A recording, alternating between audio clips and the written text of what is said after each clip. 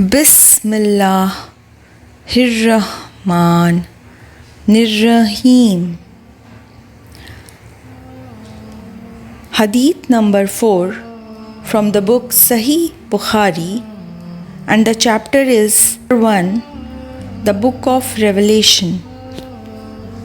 Narrated by Jabir bin Abdullah al-Ansari. While talking about the period of pause in revelation, reporting the speech of the Prophet Muhammad sallallahu alaihi wasallam, and he said, "While I was walking, all of a sudden I heard a voice from the sky. I looked up and saw the same angel who had visited me at the cave of Hira, sitting on a chair between the sky and the earth. I got afraid of him and came back home and said, 'Wrap me in the blankets.' And then Allah revealed the following holy verses of Quran. O you, that is Muhammad, peace be upon him, wrapped up in garments, arise and warn the people against Allah's punishment, up to and desert the idols." After this, the revelation started coming strongly, frequently, and regularly. Surah Al-Mudaththir, which means the cloaked one, or the man wearing a cloak, is the 74th chapter or the 74th surah of the Quran with 56 verses. 56 ayat. Verses means ayat, surah means chapter. Bismillahirrahmanirrahim. حدیث number 4. حضرت جابر بن عبداللہ انصاری رضی اللہ عنہ سے روایت ہے، انہوں نے رسول اللہ صلی اللہ علیہ وسلم کی زبانی بندش وحی کا واقعہ سنا۔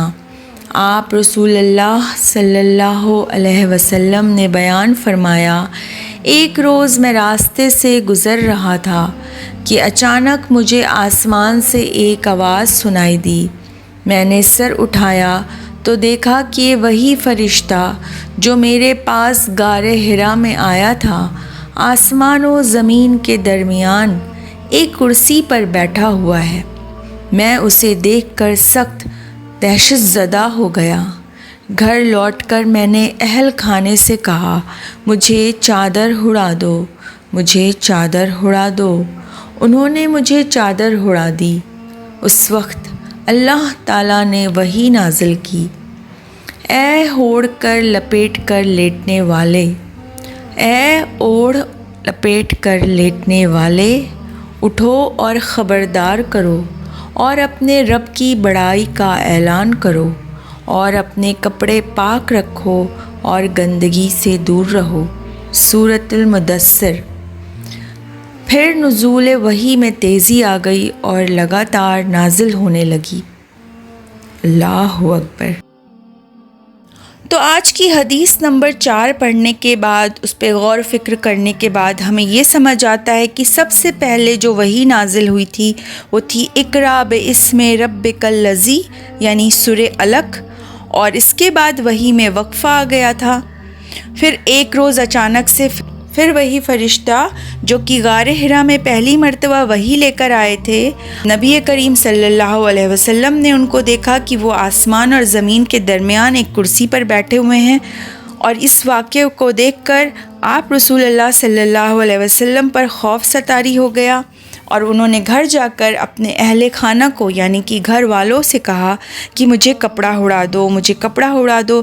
چنانچہ انہوں نے آپ پر ایک کپڑا ڈال دیا، اور اسی حالت میں یہ وحی نازل ہوئی، اور اللہ پاک آپ سے مخاطب ہو کر کہتے ہیں، یا ایھا المدثر، یعنی اے کپڑا اوڑھنے والے، یعنی حضور پاک صلی اللہ علیہ وسلم سے اللہ پاک کہہ رہے ہیں یا ایھا المدثر، اے کپڑا اوڑھنے والے، قم فانذر، کھڑے ہو جائیے اور ڈرائیے، وربک فکبر، اپنے رب ہی کی بڑائیاں کیجیے، وثیابک فطہر، اپنے کپڑوں کو پاک رکھیے، والرجز فاہجر، ناپاکی کو چھوڑ دیجیے، ولا تمنن تستکثر، اور احسان کر کے زیادہ لینے کی خواہش نہ کیجیے، ولربک فاصبر، اور اپنے رب کی راہ میں صبر کیجیے۔ سبحان اللہ۔ یہ سورہ اور لمبی ہے، اگر آپ چاہیں تو آپ اس کو خود سے پڑھیں، ترجمے کے ساتھ پڑھیں، آپ کو یقیناً بہت اچھا، بہت سکون محسوس ہوگا۔ آج کی نشست میں، آج کے ایپیسوڈ میں بس اتنا ہی۔ انشاءاللہ تعالیٰ بروز جمعرات بعد مغرب آپ کی خدمت میں حدیث نمبر 5 کے ساتھ حاضر ہو جاؤں گی۔ اپنا بہت خیال رکھیے، خوش رہیے۔ السلام علیکم۔